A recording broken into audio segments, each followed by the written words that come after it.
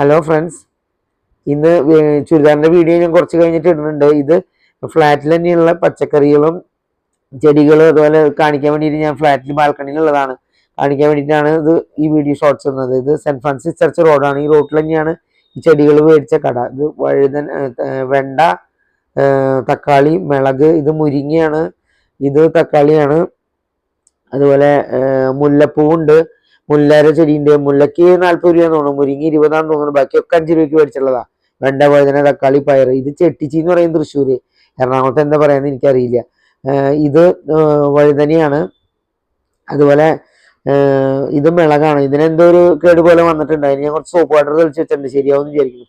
പനിക്കൂർക്കയാണ്. ഇത് ഇന്റീരിയറിൽ വെക്കുന്ന ചെടിയാണ്. അത് രണ്ടും പക്ഷേ മുന്നുണ്ടായിരുന്നതാണ്. ഈ കാണുന്നതൊക്കെ 5 രൂപയുള്ള ഈ ചെറിയൊരു പാത്രത്തിലാണ് അവർ തരണത്. സെന്റ് ഫ്രാൻസിസ് ചർച്ച് റോഡിൽ തന്നെയാണ് ആ കടയും. ഇത് കല്ലൂർ കടവന്തരം ബ്രിഡ്ജാണ് കാണുന്നത്. ഈ സൈഡിലുള്ള ബാൽക്കണി ഫേസ് ചെയ്യുന്നത് അങ്ങടാണ്. അപ്പൊ ഇത് താമരച്ചെടി ഉണ്ടായിരുന്നതാണ്, പൂവൊക്കെ ഉണ്ടായിരുന്ന മുന്നേ, ഇപ്പൊ ഇല്ല. ഇത് വെണ്ടക്കായ ഉണ്ടായി നിൽക്കുന്നതാണ്. അതുപോലെ തന്നെ ഇത് തക്കാളി പൂവിട്ടുള്ളതാണ്. തക്കാളിക്ക് നമുക്ക് 2 കിലോക്ക് ഈസി ആയിട്ടുണ്ടാവും. ഇത് വെണ്ടക്കായ തന്നെയാണ്. ഇത് പുല്ല് മുളച്ചിക്കുന്നതാണ്. ഇത് കുറ്റിപ്പയറാണ്. കുറ്റിപ്പയർ ഉണ്ടാവും, അത് ഒരു വാട്ടം പോലെ ഉണ്ട്. എന്നാലും ഇതുമ്മ വഴുതനയാണ്. ഇത് വീണ്ടും കുറ്റിപ്പയർ തന്നെയാണ്, തന്നെ ചിറ്റി വരുന്നുണ്ട്. ഇത് മിളകാണ്. ഇവിടുത്തെ മിളക് നല്ല ഉഷാറുള്ള നിൽക്കണം. ഇത് പുല്ല് മുളച്ചിക്കുന്നതാണ്. ഇത് കറ്റാർവാഴയാണ്. ഉണ്ടാവും. ഈ സൈഡ് കടവന്തറയ്ക്ക് പോണ സൈഡാണ്. ആ കാണുന്ന സൈഡ് കലൂർ സൈഡാണ്, കലൂർക്ക് പോണ സൈഡാണ്.